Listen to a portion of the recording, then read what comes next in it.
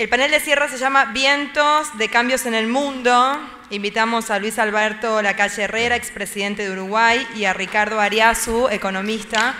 Este panel va a ser moderado por Alejandro Buongiovanni, director de la Fundación Federalismo y Libertad.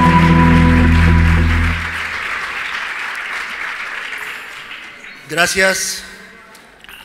Bueno, estamos en la recta final de lo que ha sido este impresionante evento. Gracias, presidente. Impresionante evento, muy nutritivo intelectualmente, muy interesante en materia de análisis. Y ahora vamos a disfrutar de 25 minutos con dos titanes en materia política y en materia económica, que además se conocen mucho entre sí, son muy amigos. Yo también le quiero preguntar al presidente por lo de la cabellera, porque es verdad cómo hace para tener esa cabellera. Ahora le doy la receta. Pero vamos a empezar con Ricardo Ariazu, que tiene una pequeña presentación y una pregunta muy movilizadora. Ricardo. Bueno, muchas gracias por esta nueva invitación. Es bueno estar en mi provincia y con mi amigo el presidente Lacalle. Yo hoy no voy a hacer una presentación, no voy a hablar de la economía argentina, no voy a hablar de la economía mundial. Voy a plantear un interrogante que espero que el presidente lo pueda responder. Vivimos en un mundo, en un proceso permanente de cambio. Cambios geográficos, cambios climáticos, cambios demográficos, culturales. Como decía Cicerón, ningún viento será favorable si no sabemos dónde vamos. Y yo agregaría, y tampoco llegaremos si no sabemos hacia dónde sopla el viento. Nosotros necesitamos saber qué está pasando en el mundo y hay muchas fuerzas que se están desarrollando. Yo me voy a centrar en un solo tema. ¿Por qué, si el mundo hizo maravillas en materia de crecimiento económico y en materia de producción de bienes y servicios, hay tanto descontento en el mundo? Voy a dejar temas como si son importantes los recursos naturales, el tema de la globalización y la baja de los costos de producción, el tema de los cambios demográficos y el envejecimiento. Me voy a centrar puramente en ese último tema. ¿Y por qué? Yo creo, como los economistas clásicos, que es imposible separar la economía de la política, de la sociología. Lo que tenemos que mirar es la gran dinámica, que era lo que miraban los economistas clásicos. Nosotros cometimos el grave error de separar las carreras. Entonces tenemos grandes especialistas en cosas parciales que no conocen el total. Es imposible hacer un experimento económico en un laboratorio. Digamos, la política me pone el límite. Es imposible hacer proyectos políticos sin tomar en cuenta la economía, porque la restricción presupuestaria es la sepultura de todos los demagogos. Entonces, yo quiero que ustedes miren esto. Si es que logro que funcione. Este es el PBI mundial desde el año 0 hasta el año 2020.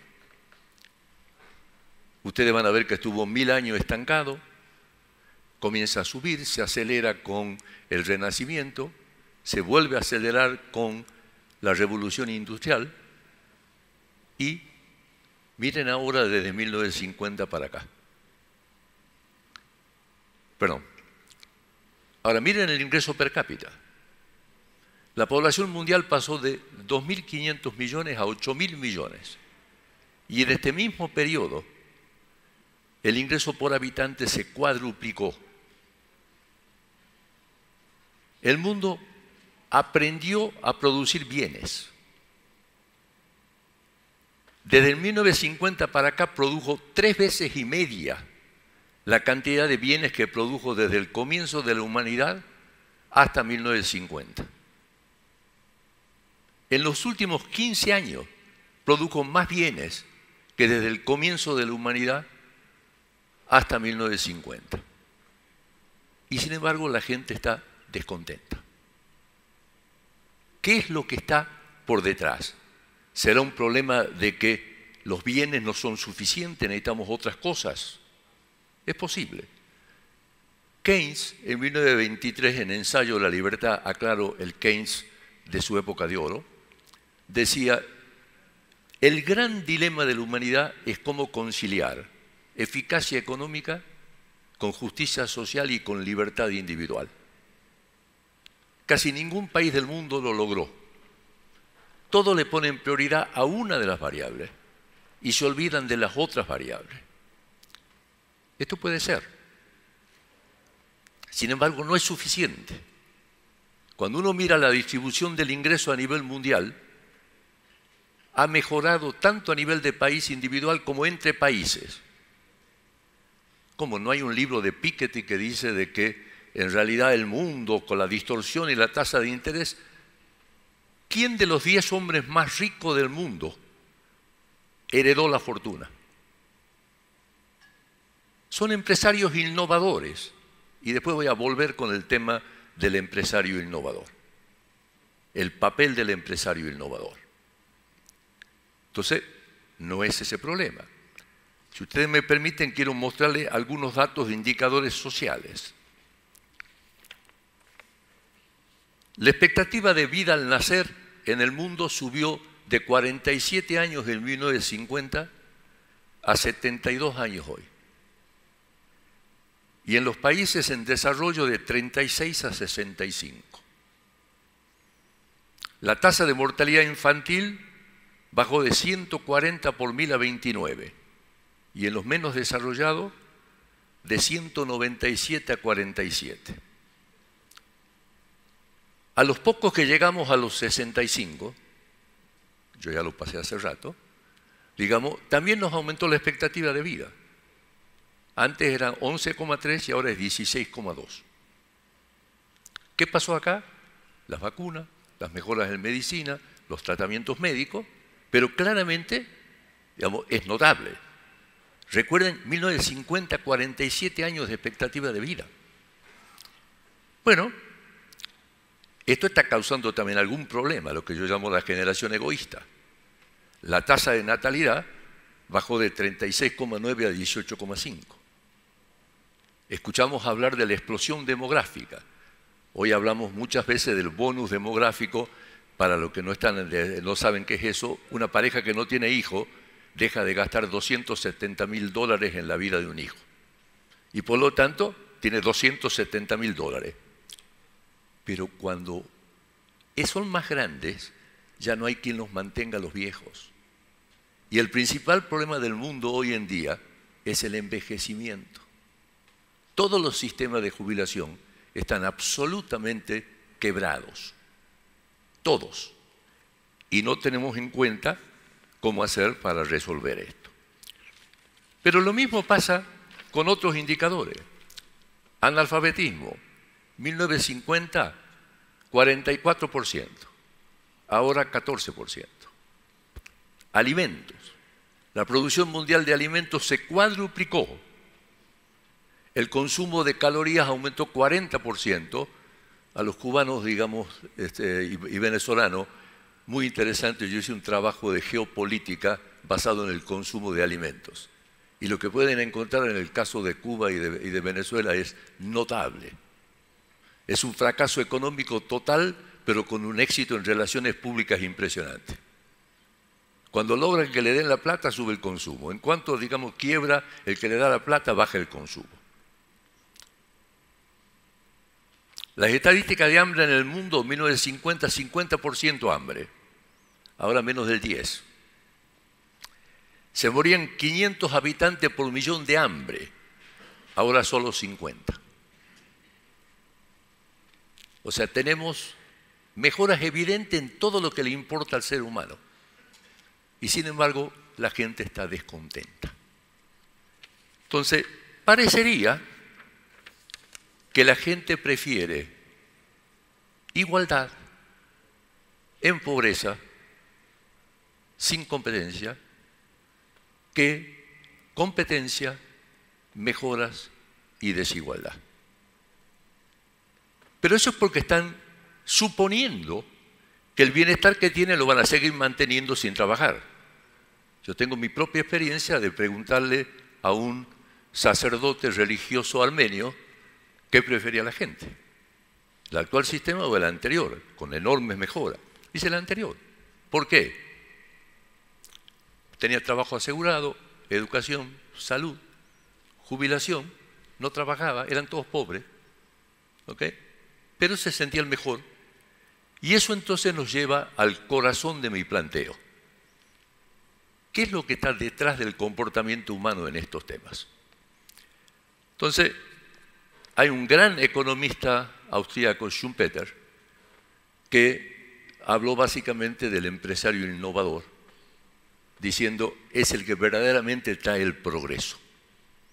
Es la gran diferencia entre lo que era el régimen de la Unión Soviética, sin empresarios innovadores, y Occidente con empresarios innovadores. Pero también puso el concepto de destrucción creativa. Es decir, nadie sabe si es un empresario innovador. Tiene que intentarlo. Y el 90% fracasa y quiebra. Y la quiebra es parte del proceso innovador para el progreso humano. Es darwiniano el sistema. Pero a la gente, inherentemente, trae algunas desigualdades, porque, digamos, Elon Musk y todo esto, digamos, son inmensamente ricos porque hicieron un gran descubrimiento y un avance a la economía. Y a la gente eso no le gusta.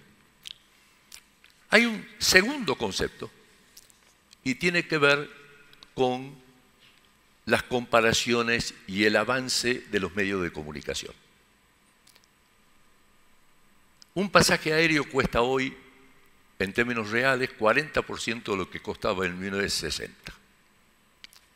El costo de una comunicación cuesta un 20.000avo de lo que costaba en 1950. Y el costo de procesamiento de datos, una millonésima parte. Pero la comunicación es lo que lleva a la globalización. Hoy en día está bajando la globalización económica, pero la globalización cultural nunca va a bajar, porque estos son fenómenos permanentes.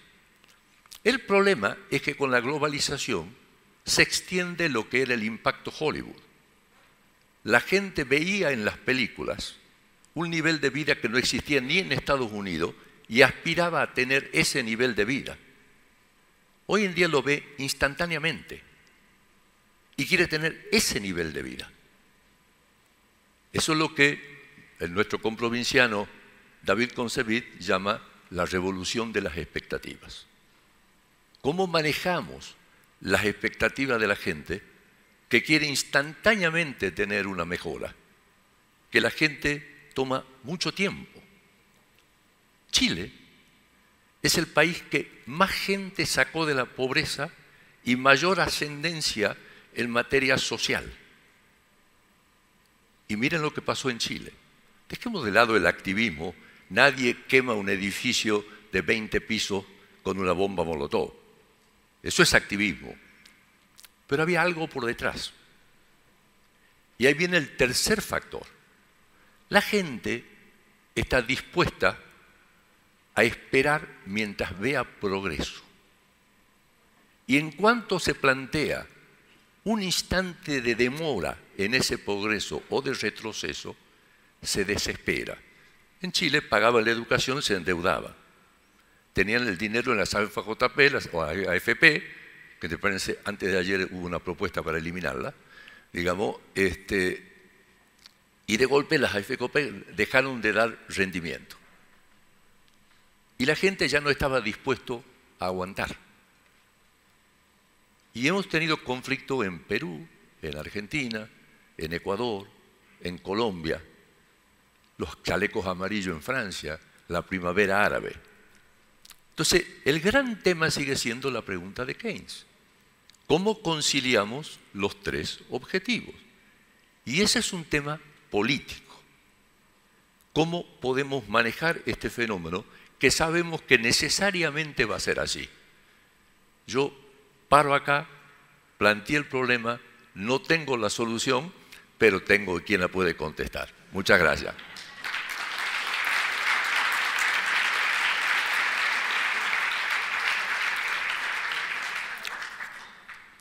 Quiero antes que nada decirles o recordarles que el Uruguay tiene una gran deuda con Ricardo Arriazu, porque la transformación económica que pudimos llevar entre el 90 y el 95, de un déficit fiscal de 7% a superávit, de 130% de inflación a 40% y continuando en el otro periodo, se debe a su consejo y presencia. Así que un gran tucumano que es muy recordado por nosotros.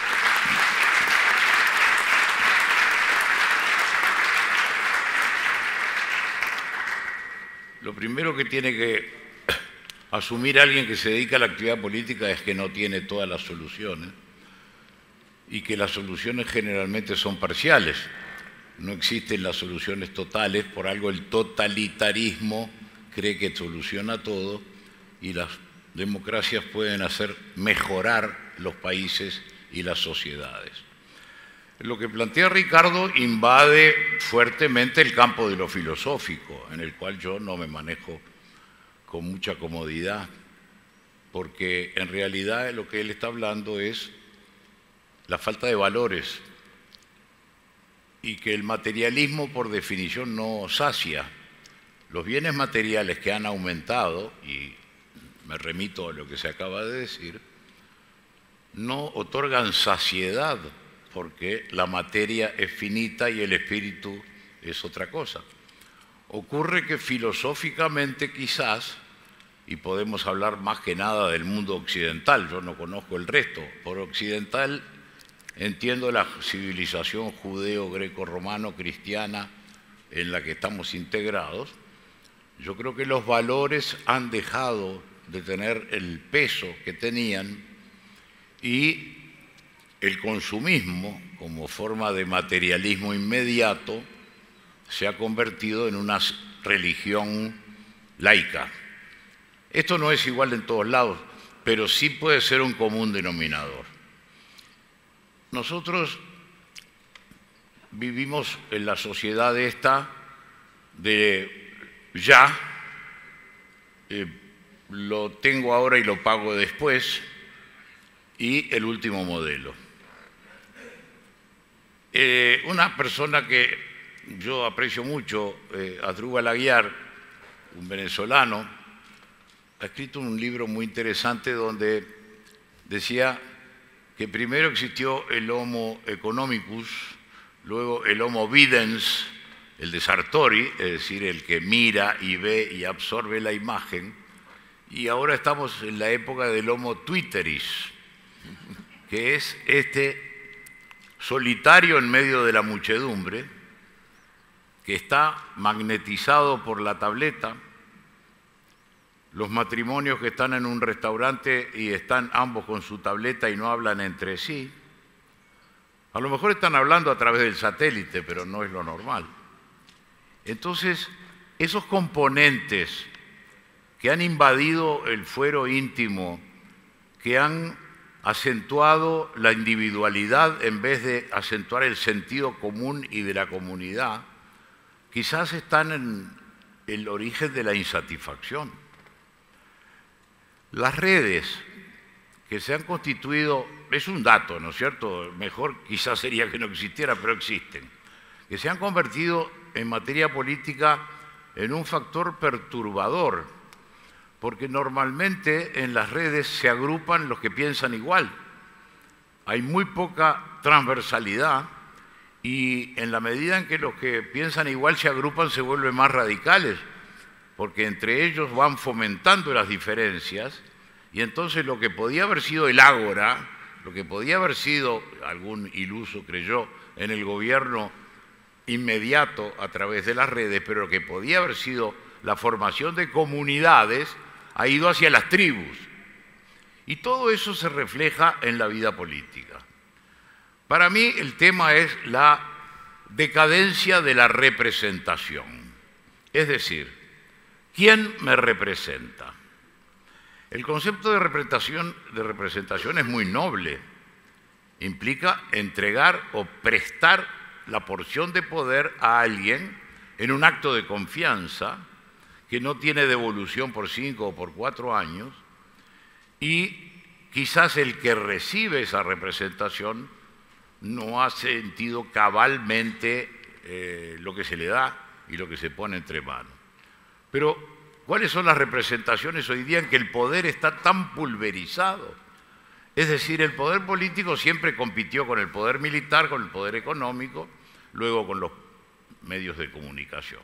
Hoy día competimos con el poder del narcotráfico, competimos con el poder de las redes, competimos con el poder sindical, siempre fue, pero acentuado. Entonces, al no tener la sociedad una clara visión de una primera representación sin perjuicio de las segundas o subordinadas, es que a veces no se puede lograr la conducción política efectiva. En esto tenemos que reivindicar la representación política. ¿Cuál fue el descubrimiento? El encontrar una categoría que nos abarcara a todos, que por cierto es laxa. La categoría ciudadano es muy laxa. Yo nunca vi un ciudadano. He visto un carpintero que es cada 5 años ciudadano. He visto un policía, un maestro, un millonario, un pobre, un paisano o un artista que tiene entre sus cualidades de ser humano la de poder ser ciudadano. Eso es muy tenue. Entonces, el gobernante siempre está entre la visión holística de su sociedad, de su país, que a fuer de tenue a veces casi no existe, y la fortaleza de las visiones parciales. En la medida en que la representación es más angosta, es más profunda. Es decir, el sindicalista se siente representado porque hay una relación más directa. Los empresarios también, las religiones, los maestros, cualquier segmento de la sociedad, cuando no es el que representa a toda la sociedad, es mucho más fuerte. Para encarar esos temas que señala Ricardo, yo creo que hay que pensar en un solo camino, que es la educación. Pero la educación compuesta de 2 aspectos: los valores y las destrezas.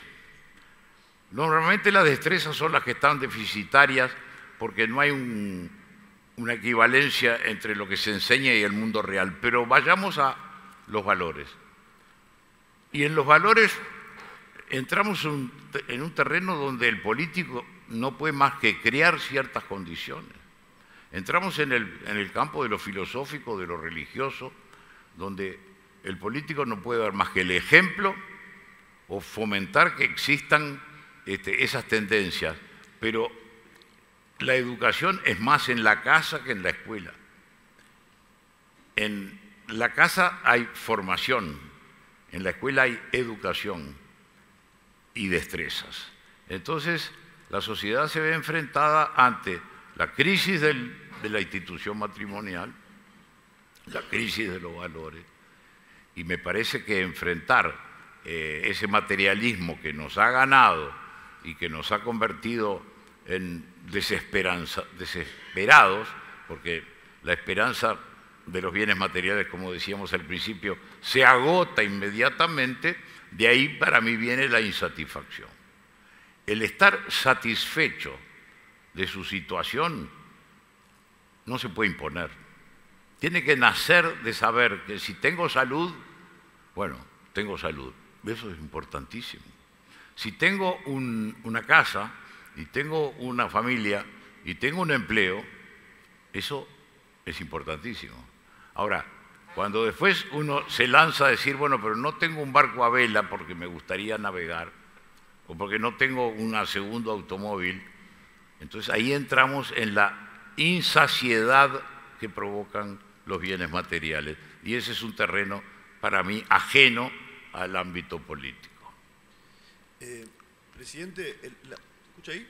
Hola. No anda. Hola, hola.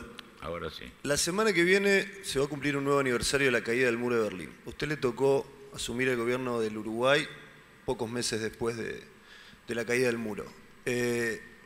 Fukuyama escribía por esos tiempos El fin de la historia.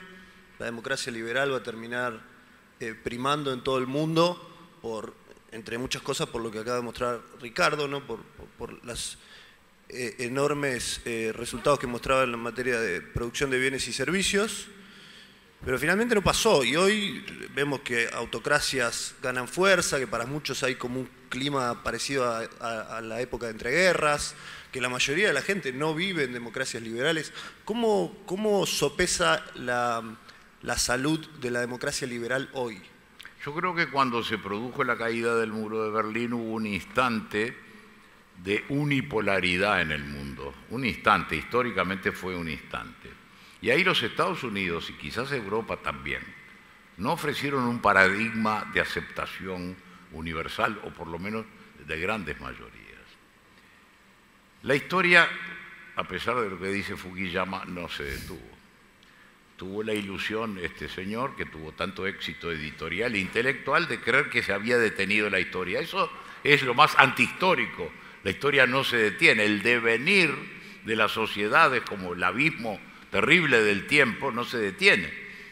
Y entonces, como no había un paradigma que todo el mundo tomara como ejemplo, ni esas naciones se preocuparon demasiado en ello, entonces aparecieron las otras versiones.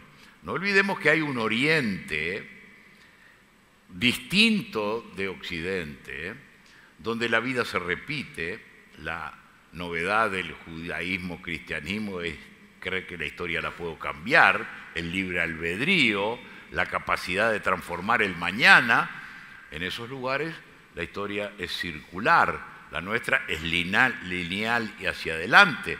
Entonces, creer que la historia se detenía por un régimen de gobierno que no es mayoritario en el mundo, me pareció una soberbia y una arrogancia.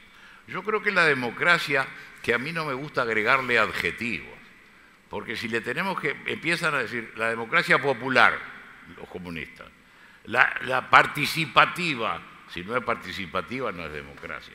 La liberal, no me gusta porque tiene mal la prensa el nombre. Es la democracia, en todo caso, en libertad o con libertad o para la libertad. Yo creo que tenemos que reedificarla sobre la base de los partidos.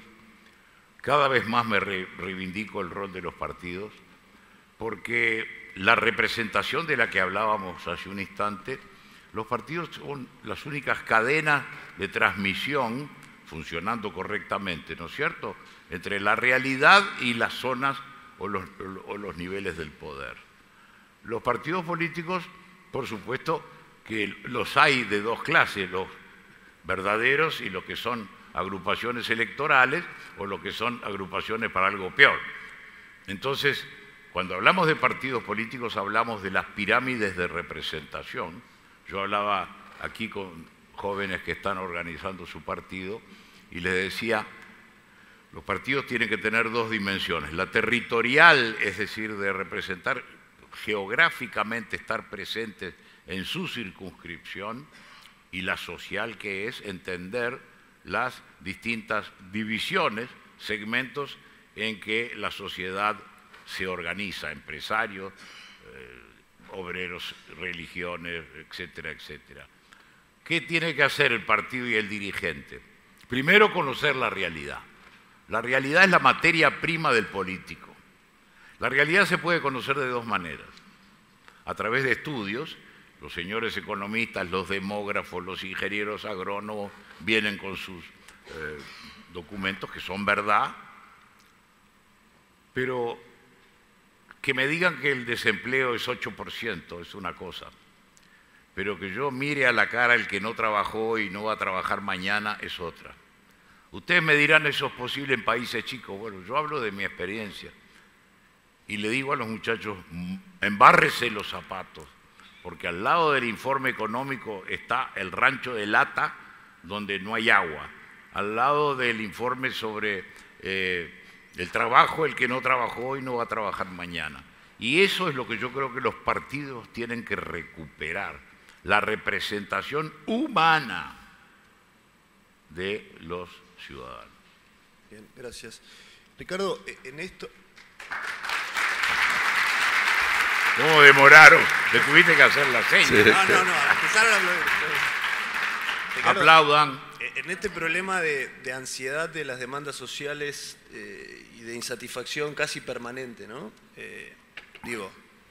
Los primeros vuelos comerciales con mucha gente fueron a mediados del siglo pasado, y hoy si a uno se le atrasa el vuelo un par de horas, lo ve como una tragedia, ¿no? Dice, bueno, qué bueno, hace poco tiempo, hace no tanto había que viajar en barco, uno hoy tiene otras ansiedades. ¿Ves algún país que lo esté haciendo relativamente bien a este mandato del, vamos a llamarlo del buen Keynes, que me cuesta poner el adjetivo, pero vamos a llamarlo así?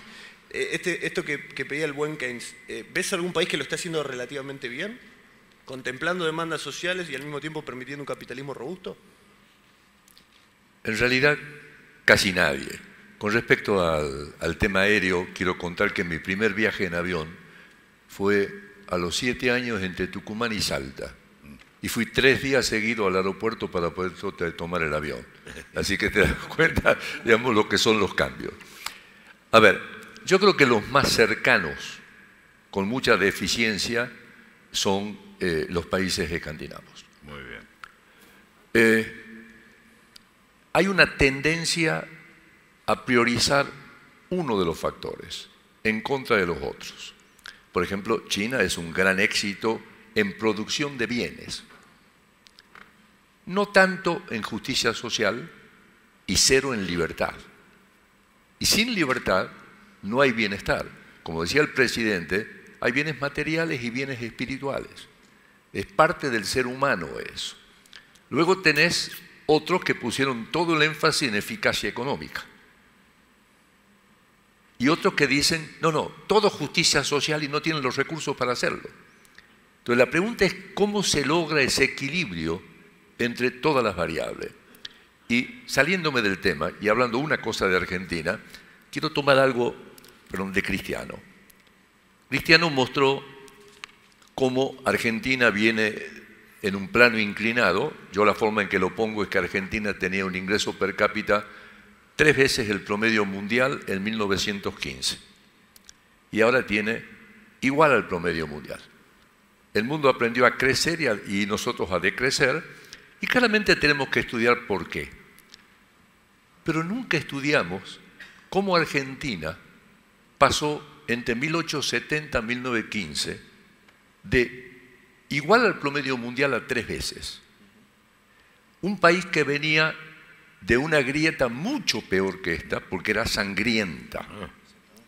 Un país que tenía 1.800.000 habitantes, 90% analfabetos. Y de golpe fue la China del siglo XIX. ¿Qué fue? Claramente una constitución, Alberti, que reconoce la propiedad privada y la iniciativa privada, más las libertades individuales. Leyes estables y justas e integración al mundo justo en el momento preciso, e importamos 8 millones de personas, tecnología, capital, y fuimos el milagro del mundo. Un país que era absolutamente atrasado. Bueno, yo creo que nosotros, digamos, aparte de tratar de cambiar todos los errores que cometimos, tenemos que tratar de ver qué hicimos de bien en aquel momento para tratar de hacer exactamente lo mismo. Muy bien. Bravo. Bravo. Excelente. Bueno, Muy bien. me están pidiendo redondear, así que como me gustó mucho lo que dijo Ricardo sobre lo que hicimos bien, le tengo que preguntar al presidente qué cree que están haciendo bien en el Uruguay, que al menos parecen estar en una burbuja, quizá no, y me puede corregir, de la esquizofrenia que uno ve en el resto de la región, donde los gobiernos pierden capacidad de gobernar y las imágenes positivas caen abruptamente. Esa pregunta. Y la segunda, muy cortita, Grupo H, Corea del Sur, Portugal, Ghana. ¿Cuáles son las expectativas? Ya que estamos hablando de expectativas, ¿cuáles son las expectativas para Uruguay? Lo más fácil, lo segundo. Bueno. Pasar a la otra ronda. Hasta ahí aseguro. No, me comprende las generales de la ley, pero como el gobierno de la calle Pou no nació de gajo, sino es una continuidad, no hay un mérito de este gobierno, esencialmente de este gobierno. Es una sociedad partidos políticos de 180 años de vida, una sociedad que en 1904 terminó sus matachinas, una sociedad que sufrió a los tupamaros y a la dictadura, pero lo superamos. Yo creo que lo que ha logrado el presidente Lacalle Pou es, primero, una coalición sólida, y la hizo sólida desde el principio de su campaña.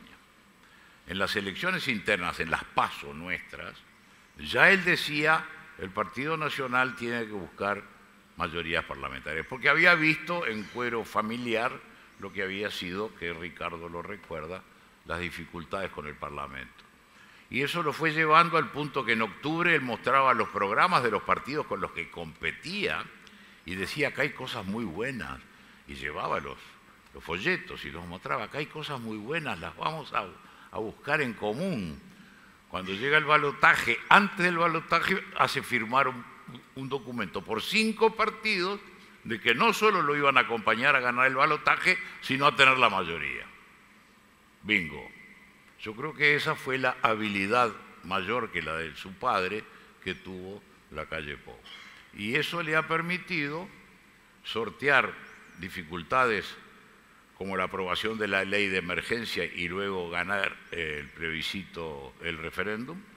Le va a permitir aprobar la ley de jubilaciones, que se va a aprobar ahora en el Senado antes de fin de año y en la Cámara en marzo seguramente, y le va a permitir llevar adelante la reforma educativa, que es transformadora realmente, y por eso cuenta con la oposición decidida de los sindicatos de profesores.